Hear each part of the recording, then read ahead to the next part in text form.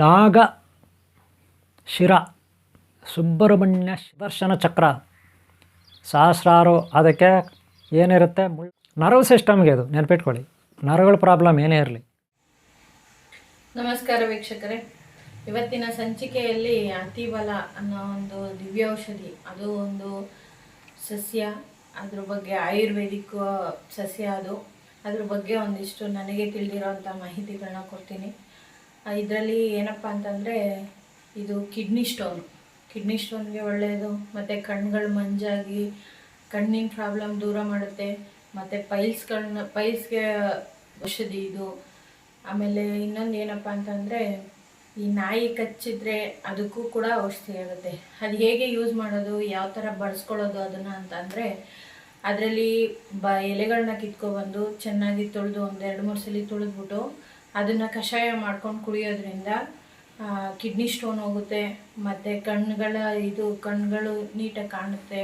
ಮತ್ತು ಇನ್ನೊಂದು ಏನಪ್ಪ ಅಂತಂದರೆ, ಪೈಲ್ಸ್ಗೆ ರಾಮಬಾಣ ಅಂತಲೇ ಹೇಳ್ಬೋದು. ಇದನ್ನು ಯೂಸ್ ಮಾಡಿ. ಮತ್ತು ನಾಯಿ ಕಚ್ಚಿದ್ರೆ ಯಾವ ಥರ ಇದು ಮಾಡ್ಕೋಬೇಕು ಅಂತಂದರೆ, ನಾಯಿ ಕಚ್ಚಿದಾಗ ಅದು ಎಲೆಗಳನ್ನ ತಂದು ಚೆನ್ನಾಗಿ ತೊಳೆದ್ಬಿಟ್ಟು ಅದು ಕಚ್ಚಿರೋ ಜಾಗದಲ್ಲಿ ಆ ರಸ ಬರುತ್ತಲ್ವ, ಅದನ್ನು ಹಿಂಡಿ ಮತ್ತು ಅದನ್ನು ಕಟ್ಟಿ ಆಮೇಲೆ ಆಸ್ಪತ್ರೆಗೆ ಹೋಗೋದ್ರಿಂದ ಅದು ಹಚ್ಚಿರೋದ್ರಿಂದ ಅದು ನಂಜು ಏರೋದಿಲ್ಲ, ಮತ್ತು ಗಾಯನೂ ಕೂಡ ಬೇಗನೆ ವಾಸಿ ಆಗುತ್ತೆ.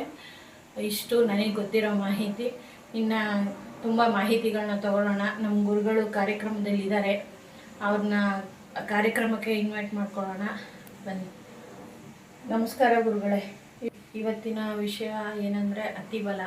ಅದ್ರ ಬಗ್ಗೆ ಸಾಕಷ್ಟು ಮಾಹಿತಿ ತಿಳ್ಕೊಳ್ಳೋಕ್ಕೆ ಅಂತಲೇ ಬಂದಿದ್ದೀವಿ. ನಮ್ಮ ವೀಕ್ಷಕರಿಗೂ ಕೂಡ ತುಂಬ ಮಾಹಿತಿಗಳನ್ನ ಕೊಡಿ. ಅದರ ಬಗ್ಗೆ ಯಾವ ರೀತಿ ಉಪಯೋಗಿಸ್ಕೋಬೇಕು ನಾವು ಅನ್ನೋದನ್ನು ಹೇಳ್ಕೊಡಿ ಗುರುಜಿ. ಓಂ ಶಾಂತಿ. ವೀಕ್ಷಕರೇ, ಅಭಿಮಾನಿಗಳೇ, ಭಕ್ತರೇ, ಗುರುಮಕ್ಕಳೇ, ನಿಮ್ಮೆಲ್ಲರಿಗೂ ಒಳ್ಳೆಯದಾಗಲಿ. ನಾಗ ಶಿರ ಸುಬ್ರಹ್ಮಣ್ಯ ಶಿರ, ಶೇಷ ಶಿರ ಅಥವಾ ಬಾಲನಾಗ ರಾಜ ಸ್ವಾಮಿ ಶಿರ ಅಂದರೆ ಆದಿಶೇಷನಿಗೆ ಸಹಸ್ರಾರು ತಲೆಗಳಿರುತ್ತೆ. ಸುದರ್ಶನ ಚಕ್ರಕ್ಕೆ ಸಹಸ್ರಾರು, ಅದಕ್ಕೆ ಏನಿರುತ್ತೆ, ನೀವು ಹಲ್ಲು ಅಂತೀರಲ್ಲ, ಸುತ್ತಲೂ ಕಾರ್ನರ್ಸ್ ಶಾರ್ಪಾಗಿ ಮುಳ್ಳುಗಳು ಚಕ್ರ ಕತ್ತಿ ಥರ ಇರುತ್ತೆ ಶೂಲಗಳು ಸುದರ್ಶನ ಚಕ್ರಕ್ಕೆ ಚೂಪಾಗಿ ಅಲ್ವಾ. ಹಾಗೆ ಶೇಷನಾಗನಿಗೆ ಸಹಸ್ರಾರು ತಲೆ ಇರುತ್ತೆ. ಅನಂತ ಪದ್ಮ ಅಂದರೆ ಸಹಸ್ರಾರು ತಲೆಗಳು ಅಂತ ಅರ್ಥ, ಇನ್ನೇನೂ ಅಲ್ಲ. ಪದ್ಮ ಅಂದರೆ ಹೂವು, ನಿಜ ಹೂವಿಗೆ ದಳಗಳಿರುತ್ತಲ್ಲ, ಆ ರೀತಿ ಅರಳ್ಕೊಂಡಿರುತ್ತೆ ದಳಗಳು. ಅದೇ ರೀತಿ ಆದಿಶೇಷನಿಗೆ ಸಹಸ್ರಾರು ಎಡೆಗಳಿರುತ್ತೆ, ತಲೆಗಳು ಅಲ್ವಾ. ಅದೇ ರೀತಿಯಲ್ಲಿ ಬಾಲ ಗಿಡಮೂಲಿಕೆ ಅಥವಾ ಅತಿಬಾಲ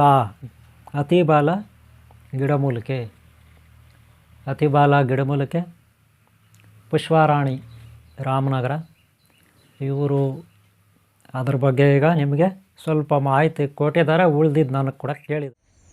ನೋಡಿ ಫ್ರೆಂಡ್, ನೋಡ್ತಿದ್ರ ಹೂವನೂ ಇದೆ ನೋಡಿ, ಇದೆ ಈ ಥರ ಹೂವು ಬಿಡ್ತದೆ ನೋಡಿ ಫ್ರೆಂಡ್. ಇದೇನೇ ಗಿಡ. ನಾನು ಸೆಲ್ಫಿ ತೆಗಿಯೋಕ್ಕಾಗ್ತಿಲ್ಲ, ನಿಮಗೆ ಕಾಣಲಿ ಅಂದ್ಬಿಟ್ಟು ಈ ಥರ ತೋರಿಸ್ತಾ ಇದ್ದೀನಿ ನೋಡಿ. ಇದೇನೇ ಗಿಡ ಇದು ನೋಡಿ ಫ್ರೆಂಡ್. ನಾನು ಇದೇನೆ ಅತಿಬಲ ಅಂದ್ಬಿಟ್ಟು ಕಾಯಿಗಳಿದೆ, ತರಿಸ್ತೀನಿ ಕಾಯಿ ತೋರಿಸ್ತೀನಿ ನೋಡಿ. ಇದೆ ಕಾಯಿ, ಈ ಥರ ಕಾಯಿಗಳಿರುತ್ತೆ ನೋಡಿ ಫ್ರೆಂಡ್, ಕಾಣ್ತಿದೆಯಲ್ವ, ಇದೇನೇ ಕಾಯಿ ನೋಡಿ. ಇದು ಒಣಗಿಬಿಟ್ಟಿದೆ ಇದು ನೋಡಿ, ಇಲ್ಲಿ ಕೆಳಗಡೆ ಫ್ರೆಂಡ್ ನೋಡಿ, ಈ ಥರ ಕಾಯಿಗಳಿದೆ ನೋಡಿ ಫ್ರೆಂಡ್. ನನಗೇನು ಗೊತ್ತಿದೆ ಅದನ್ನು ನಾನು ಕೊಡ್ತೀನಿ. ಈ ಸಸಿ ಎಲ್ಲಂದರಲ್ಲಿ ಬೆಳೆಯುತ್ತೆ, ನಿಮ್ಗೆ ಗೊತ್ತಿರೋ ವಿಚಾರ. ಆದಿಶೇಷ ಸುಬ್ರಹ್ಮಣ್ಯ ಶಿರ, ಸಹಸ್ರಾರು ಸುಬ್ರಹ್ಮಣ್ಯ ಶಿರ, ಸಹಸ್ರಾರು ಆದಿಶೇಷಕ್ತಿ ಶಿರ ಅಥವಾ ಸುದರ್ಶನ ಚಕ್ರ, ಕಾಯಿ ಅಥವಾ ಗಿಡಮೂಲಿಕೆ ಇದು ಎಲ್ಲಂದರಲ್ಲಿ ಬೆಳೀತೆ ನೀವು ನೋಡಿದರೆ. ಆದರೆ ಇದು ವೇಸ್ಟು ಅಂತ ಅನ್ಕೊಬಿಡ್ತಾರೆ ಕೆಲವರು.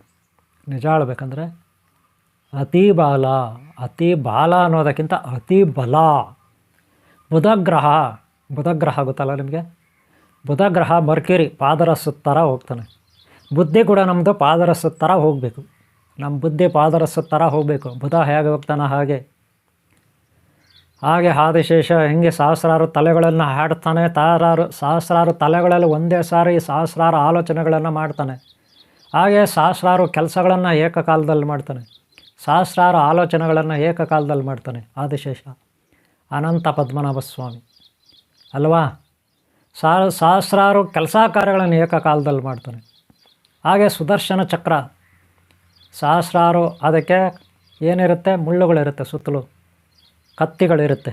ಕತ್ತಿಗಳು ಅಂತ ಇಟ್ಕೊಬಿಡಿ, ಶೂಲಗಳು ಅಂತ ಇಟ್ಕೊಬಿಡಿ ಸುದರ್ಶನ ಚಕ್ರ. ಹಾಗೆ ಈ ಕಾಯಿ ಅತಿಬಾಲ, ಗಿಡ ಮೂಲಿಕೆ ಕಾಯಿ ಕೂಡ ಅದೇ ಥರ ಇರುತ್ತೆ ಕಾಯಿ.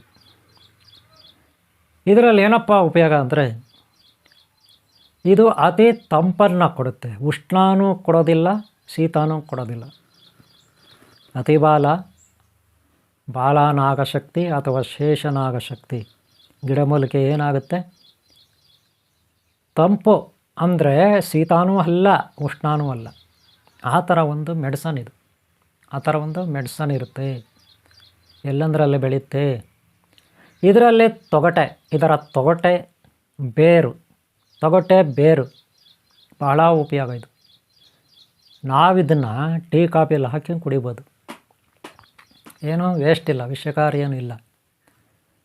ಆದರೆ ಇಷ್ಟು ಲಿಮಿಟ್ನಲ್ಲಿ ಕುಡಿಬೇಕು. ಹೆಂಗಂದ್ರಂಗೆ ಕುಡಿಯೋದಲ್ಲ, ತಿನ್ನೋದಲ್ಲ. ಗೊತ್ತಾಯ್ತಲ್ಲ? ಅಷ್ಟು ಪವರ್ಫುಲ್ಲಾಗಿ ಇದರ ತೊಗಟೆ ಬೇರು ಭಾಳ ಮುಖ್ಯ. ಗೊತ್ತಾಯ್ತಲ್ಲ?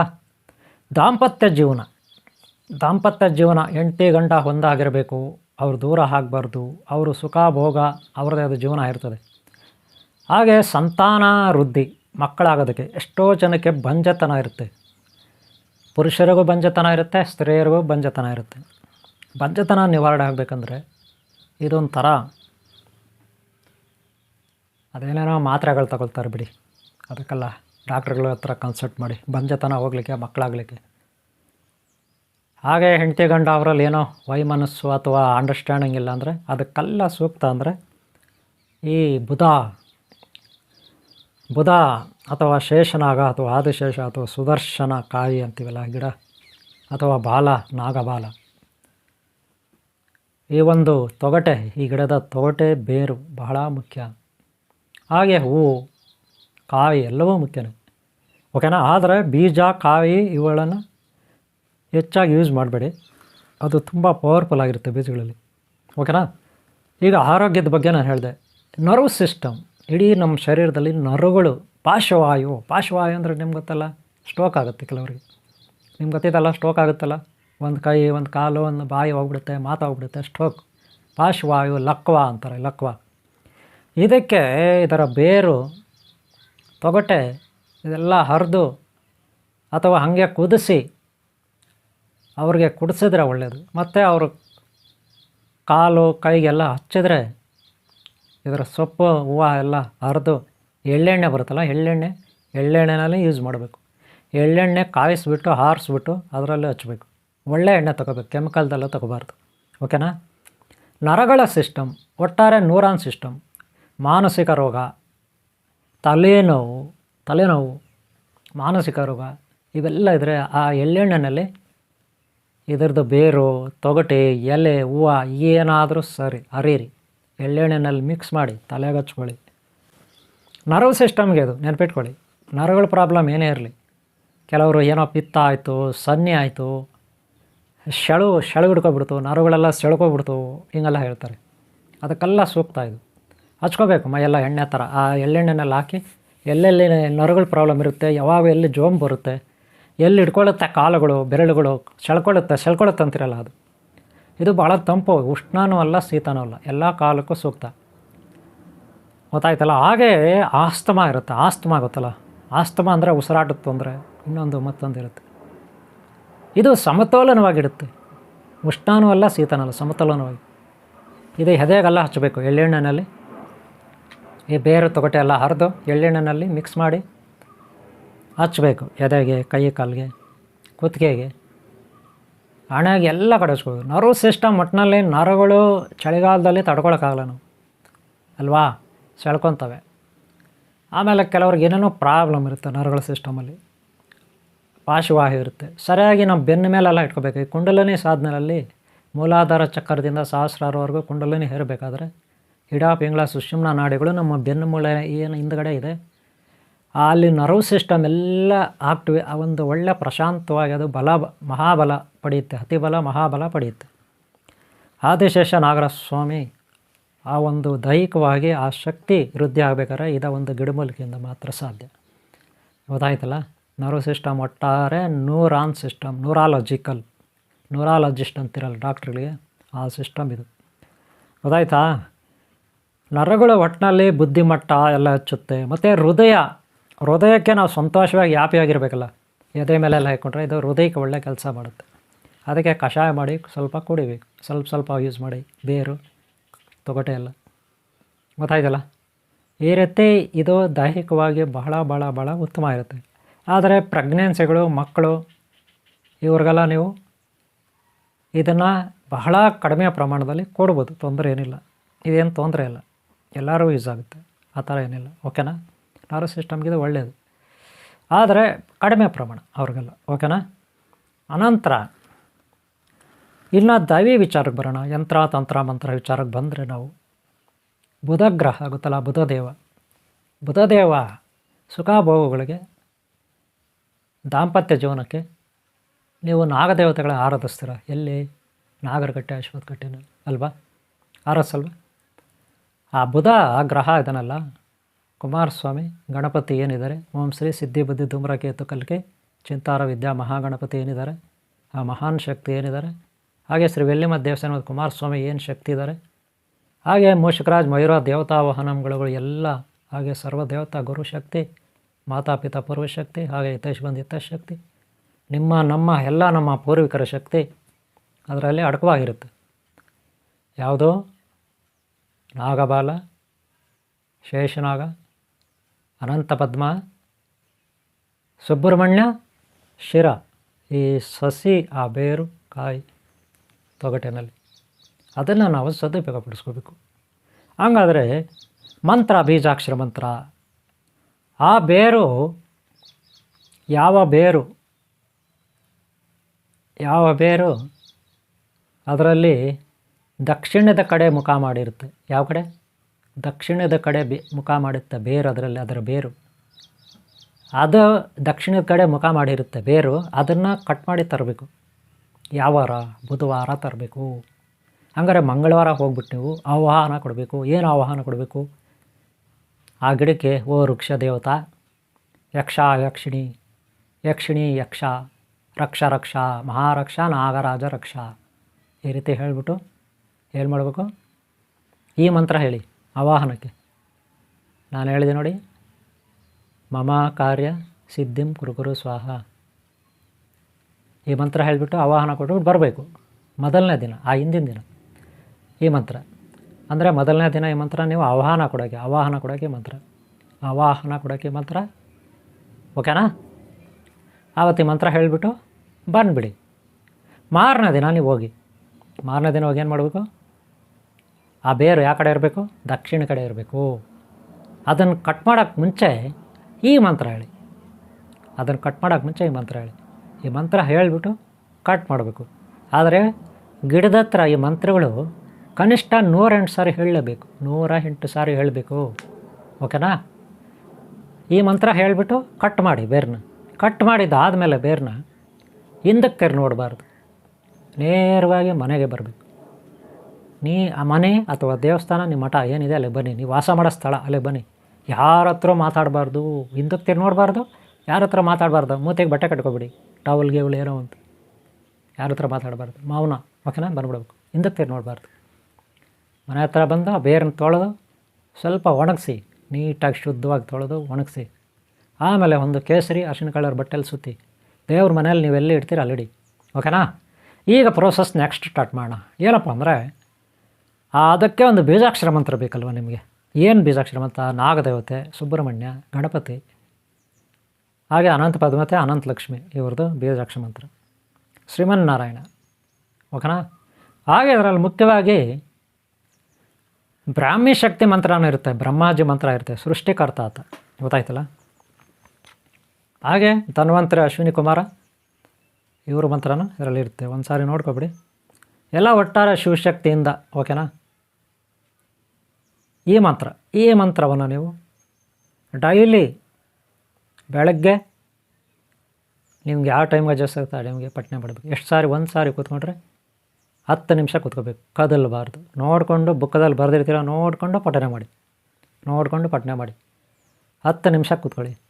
ಬೆಳಗ್ಗೆ ಒಂದು ಟೈಮ್, ಯಾವುದೋ ಒಂದು ಟೈಮ್, ಬೆಳಗ್ಗೆ 7 ಗಂಟೆಗೋ 8 ಗಂಟೆಗೋ ಇಲ್ಲ 5 ಗಂಟೆಗೋ 6 ಗಂಟೆಗೋ 7 ಗಂಟೆಗೆ 8 ಗಂಟೆಗೋ ನಿಮ್ಗೆ ಇಷ್ಟ ಬಂದಾಗ ಎಚ್ಚರಿಕೆಗೊಂಡು ನೀವು ಮುಖ ಗೀಕ ಪೇಸ್ಟ್ ಎಲ್ಲ ಮಾಡಿ ಊದ್ಕಡ್ಡಿ ಎಲ್ಲ ಹಚ್ಚಿ ದೇವ್ರ ಮನೆ ಹತ್ರ ಎಲ್ಲ ಪ್ರಶಾಂತ ಜಾಗದಲ್ಲಿ ಊದ್ಕಡ್ಡಿ ಹಚ್ಚಲೇಬೇಕು, ಕಂಪಲ್ಸರಿ, ನೆನ್ಪಿಟ್ಕೊಳ್ಳಿ. ಆಮೇಲೆ ನಿಮ್ಮಿಷ್ಟ ಕರ್ಪೂರ ಹಚ್ತಿರೋ, ಹೂವು ಹಾಕ್ತಿರೋ, ಇನ್ನೇನೋ ಮಾಡ್ತೀರೋ, ಅದೆಲ್ಲ ನಿಮ್ಮಿಷ್ಟ. ಊದ್ಕಡ್ಡಿ ಅಂತೂ ಕಂಪಲ್ಸರಿ ಹಚ್ಚಬೇಕು. ಒಳ್ಳೆ ಸೆಂಟ್ ಇರಬೇಕು. ಯಾವುದೋ ಬರೀ ಹೊಗೆ ಬರುತ್ತೆ, ಸೆಂಟ್ ಇಲ್ಲ ಅಂಥದ್ದೆಲ್ಲ ಹಚ್ಚೋಂಗಿಲ್ಲ. ಓಕೆನಾ? ಸೆಂಟ್ ಇರೋದು ಹಚ್ಚಿ ಕೂತ್ಕೊಳ್ಳಿ. ಈ ಮಂತ್ರನ 10 ನಿಮಿಷ ಹೇಳ್ಕೊಳ್ಳಿ. ಎಷ್ಟು ನಿಮಿಷ? 10 ನಿಮಿಷ ಹೇಳ್ಕೊಳ್ಳಿ.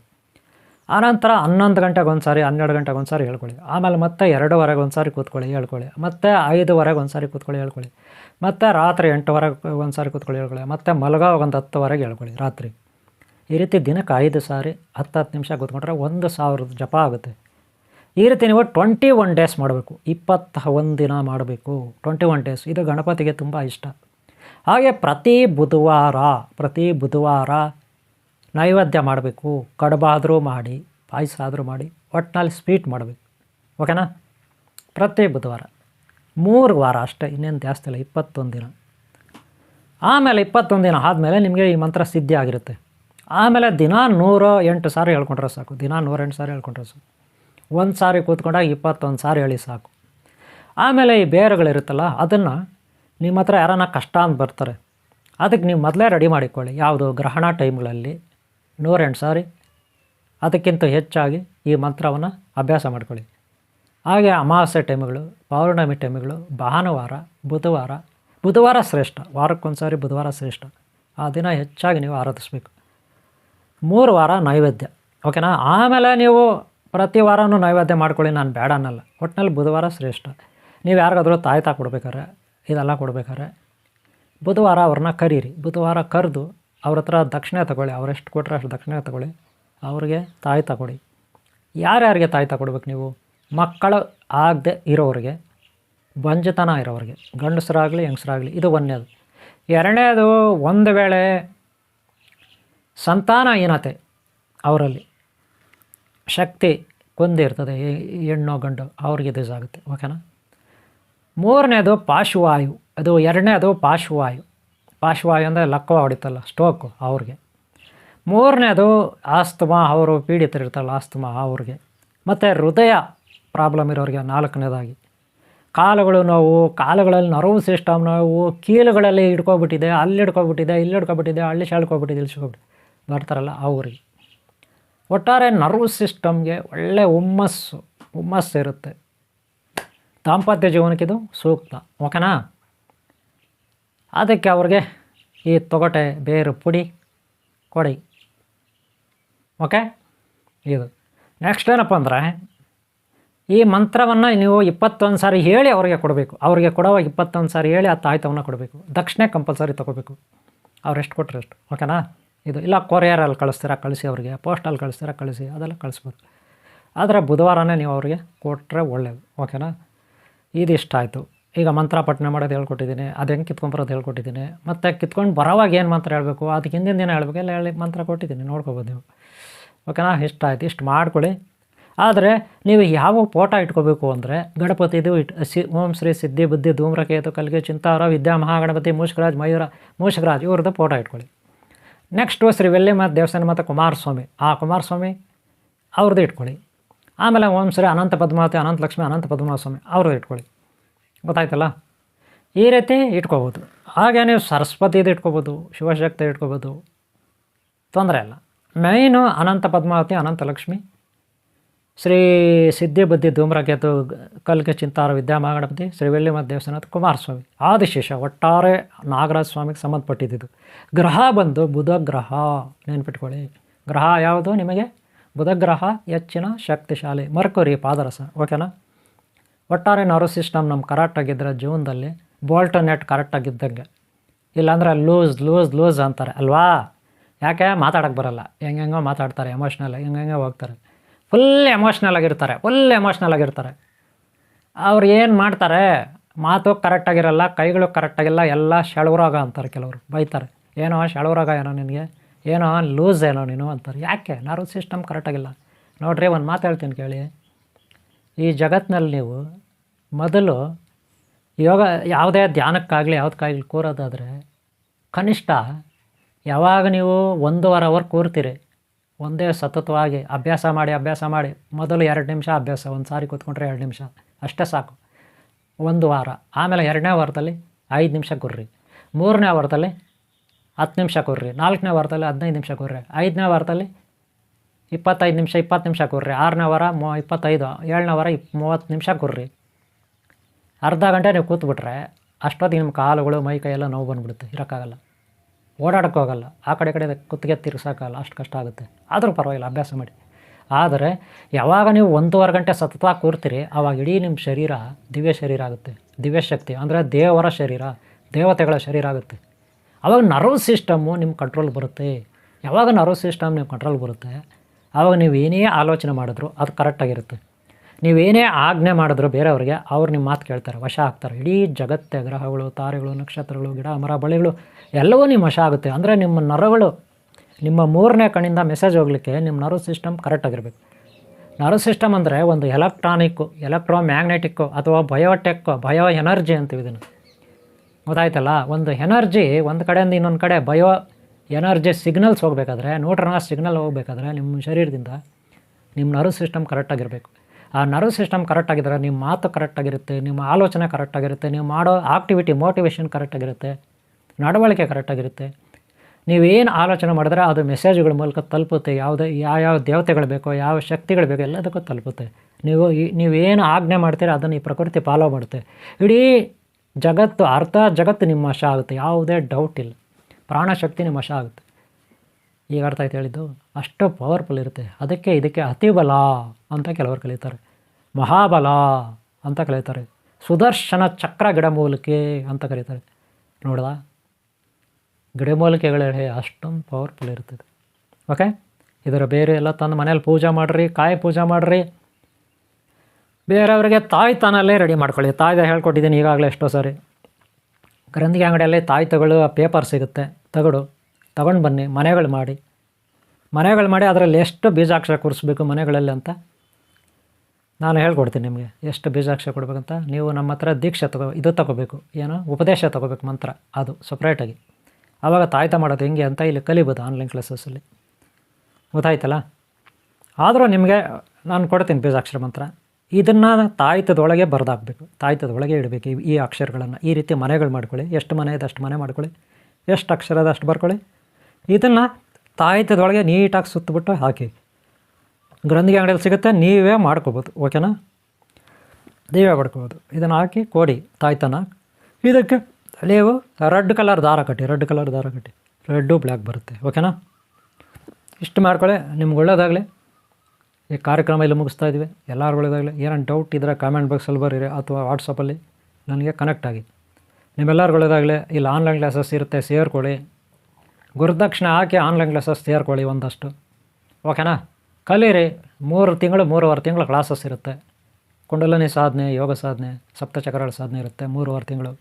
ಹಾಗೆ ಜ್ಯೋತಿಷ್ಯ ಶಾಸ್ತ್ರ, ತಾಂಡೂಲ ಶಾಸ್ತ್ರ, ಪ್ರಶ್ನೆಶಾಸ್ತ್ರ ಇರುತ್ತೆ, ಅದು 1.5 ತಿಂಗಳಿರುತ್ತೆ. ಹಾಗೆ ಯಂತ್ರ ತಂತ್ರ ಮಂತ್ರ ಇವೆಲ್ಲ ಬರೆಯೋದು, ಹಾಗೆ ಅಭಿಷೇಕ ಪೂಜೆ ಹೋಮ ಮಾಡೋದು, ಇವೆಲ್ಲ ಇಲ್ಲಿ ಕಲಿಬೋದು ನೀವು. ಗುರುದಕ್ಷಿಣೆ ಹಾಕಿ ಓನ್ಲಿ ವೆಜಿಟೇರಿಯನ್ ಸಸ್ಯಾಹಾರಿಗಳಾಗಿರಬೇಕು, ಓಕೆನಾ. ಒಳ್ಳೆಯದಾಗಲಿ ನಿಮಗೆ. ಈ ವಿಡಿಯೋ ಎಷ್ಟಾದರೂ ಒಂದು ಲೈಕ್ ಮಾಡಿ. ನಿಮ್ಮ ಸಹಕಾರ ಇದ್ದರೆ ಮತ್ತೆ ನಾವು ಈ ರೀತಿ ವೀಡಿಯೋಗಳನ್ನು ಮಾಡ್ಬೋದು. ಹಾಗೆ ಹಿಂದಿನ ಭಾಗಗಳನ್ನು ನೋಡಿ, ಹಾಗೆ ಮುಂದಿನ ಭಾಗಗಳನ್ನು ನೋಡಿ. ಸದಾ ನಿಮ್ಗೆ ಒಳ್ಳೆಯದಾಗಲಿ. ನಿಮ್ಮನ್ನು ಯಾರು ಇಷ್ಟಪಡ್ತಾರೋ ಅವ್ರಿಗೂ ಒಳ್ಳೆಯದಾಗಲಿ. ಒಳ್ಳೆಯವ್ರಿಗೆ ಯಾವಾಗ ಒಳ್ಳೆಯದಾಗಲಿ, ಓಕೆನಾ. ಓಕೆ. ಓಂ ಶಾಂತಿ, ಓಂ ಶಾಂತಿ, ಓಂ ಶಾಂತಿ. ನೋಡಿದ್ರಲ್ಲ ವೀಕ್ಷಕರೇ, ಇದರಿಂದ ನಮ್ಗೆ ಏನೇನು ಉಪಯೋಗ ಇದೆ, ಏನೇನು ಯೂಸ್ ಮಾಡ್ಕೋಬೋದು ನಾವು ಅಂತ ನಮ್ಮ ಗುರುಗಳು ತುಂಬಾ ಚೆನ್ನಾಗಿ ಹೇಳ್ಕೊಟ್ಟಿದ್ದಾರೆ. ಅದೇ ರೀತಿನೇ ಬಳಸ್ಕೊಳ್ಳೋಣ. ತುಂಬ ಧನ್ಯವಾದಗಳು ಗುರುಗಳೇ. ನೀವು ಇಷ್ಟೊತ್ತು ಬಂದು ನಮ್ಮ ಜೊತೆಲಿದ್ದು ಅದರಿಂದ ಏನಾಗಬೇಕು, ಯಾವ ರೀತಿ ಯೂಸ್ ಮಾಡ್ಕೋಬೇಕು ಅಂತ ಎಲ್ಲ ಹೇಳ್ಕೊಟ್ಟಿದ್ದಕ್ಕೆ ನಿಮಗೆ ತುಂಬ ಧನ್ಯವಾದಗಳು ಗುರುಗಳೇ.